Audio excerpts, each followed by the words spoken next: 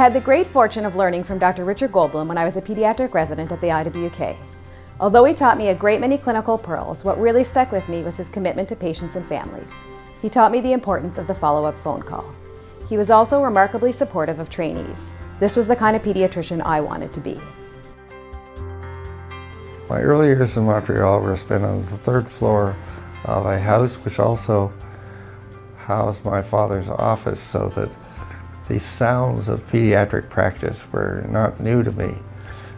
We had to pass his waiting room on the way out, going out and to and from school, so we always heard babies crying and the sounds of children. That didn't bother us at all. That was part of everyday life. Then my father, when I was getting older and started to talk about possibly going into medicine, he would take us on rounds on Sunday morning to see children in the hospital. And I think that had a great influence on me.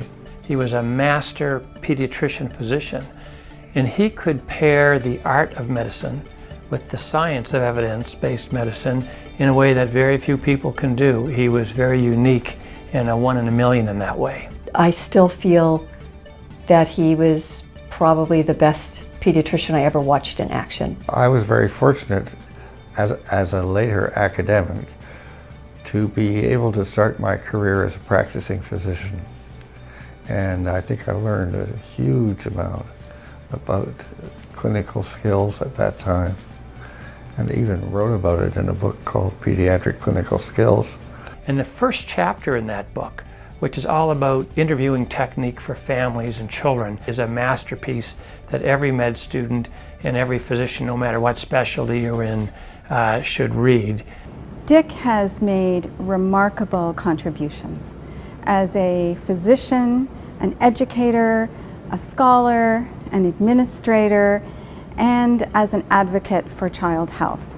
He's always been ahead of his time. We established a small unit of the hospital as a care by parent unit, where parents could stay overnight with their children, which was unheard of in those days, and help manage the child when they were sick in hospital or needed investigations. where the parents became part of the caregiving team and acquired all sorts of caregiving skills which they probably would otherwise never have had.